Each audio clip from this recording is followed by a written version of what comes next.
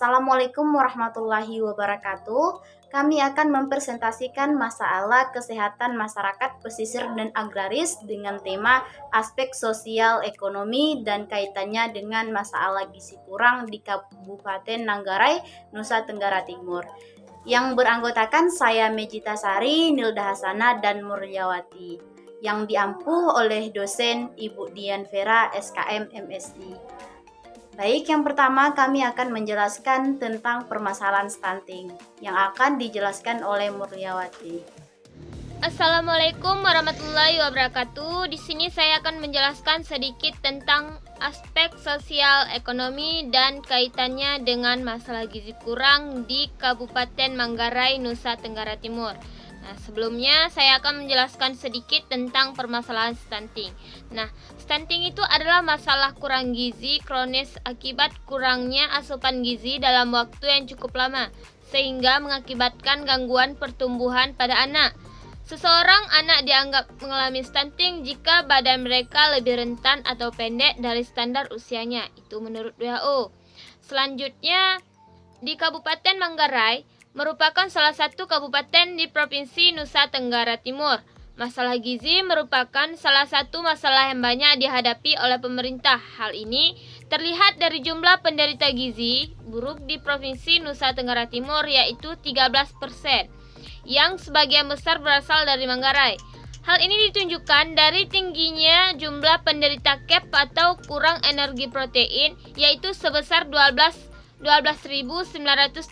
balita yang berasal dari 12 kecamatan di Manggarai. Itu menurut BPS tahun 2005. Berdasarkan hal tersebut, maka penelitian tertarik untuk meneliti tentang masalah gizi dan kaitannya dengan aspek sosial ekonomi di Kabupaten Manggarai. Untuk menghasilkan manusia yang berkualitas, salah satu faktor yang diperlukan adalah gizi yang baik. Nah, banyak penduduk Indonesia yang menderita gizi kurang. Berdasarkan data survei sosial ekonomi gizi kurang nasional tahun 2002, masalah gizi kurang pada balita sebesar 27,3% atau sekitar 5,01 juta balita dan 1,47 juta balita diantaranya menderita gizi buruk. Meskipun keadaan ini lebih membaik jika dibandingkan dari data pada tahun 1998, yaitu 6 juta balita atau 29,5% yang menderita gizi kurang dan 2,2 juta balita atau 10,5% yang mengalami gizi buruk. Selanjutnya, langkah-langkah surveillance. Yang pertama, tahap persiapan. Di sini yang pertama kita menetapkan tujuan surveillance yang bertujuan untuk menganalisis hubungan antara karakteristik sosial ekonomi, pola konsumsi pangan dengan masalah gizi yang terjadi di Kabupaten Manggarai. Kemudian menetapkan definisi kasus. Di sini kita menganalisis hubungan antara karakteristik sosial ekonomi, pola konsumsi pangan dengan masalah gizi. Di sini kasus yang kita tetapkan adalah stunting. Kemudian tahap pengumpulan data. Jenis data yang dikumpulkan adalah berupa data primer dan data sekunder. Kemudian pengolahan data yang dianalisis itu adalah data yang dikumpulkan dianalisis secara deskriptif dan statistik. Pengolahan data meliputi editing, coding, dan entry data yang dilakukan secara manual dengan menggunakan Microsoft Excel dan SPSS versi 13.0 for Windows. Dalam penelitian ini, uji statistik inferensial yang digunakan adalah uji korelasi Spearman dan uji beda. Kemudian tahap pengolahan dan analisis data. Data yang telah dikumpulkan dianalisis secara deskriptif dan statistik. Pengolahan data meliputi editing, coding, dan entry data yang dilakukan secara manual dengan menggunakan Microsoft Excel dan SPSS versi 13.0 for Windows. Dalam penelitian ini, uji statistik inferensial yang digunakan adalah uji korelasi, Spearman, dan uji beda. Selanjutnya adalah tahap interpretasi. Pada tahap ini akan membahas tentang hasil dan pembahasan.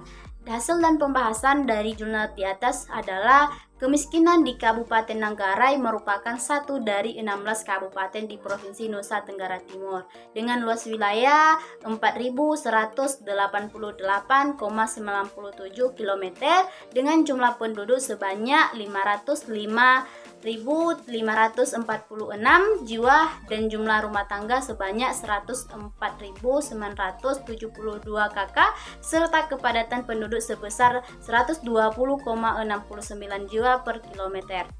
Rata-rata pertumbuhan penduduk selama tahun 2000 sampai 2004 sebesar 1,92% per tahun. Fasilitas kesehatan di Kabupaten Manggarai masih sangat kurang. Hal ini ditunjukkan dengan jumlah rumah sakit yang tidak memadai. Terdapat 1 rumah sakit pemerintah, 2 rumah sakit swasta, serta 23 unit puskesmas. Kabupaten Manggarai merupakan salah satu kabupaten di Provinsi Nusa Tenggara Timur yang memiliki tingkat kemiskinan yang tinggi. Jumlah keluarga miskin yaitu mencapai 69.605 kakak atau 67,03%. Hal ini menunjukkan bahwa sebagian besar masyarakat Manggarai masih hidup dalam kemiskinan. Dari 12 kecamatan yang terdapat di Kabupaten Manggarai, rumah tangga miskin paling banyak terdapat di Kecamatan Ruteng dan Kecamatan Pocoranaka.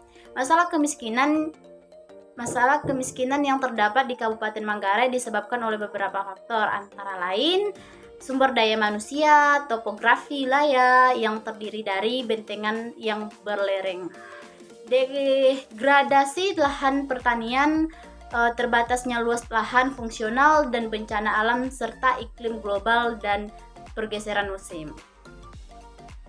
Hal ini mengidentifikasi bahwa kemiskinan di Manggarai tergolong dalam kemiskinan alami.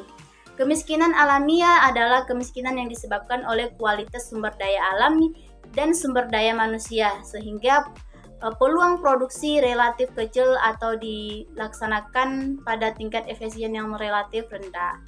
Ini menurut Nasution 1996.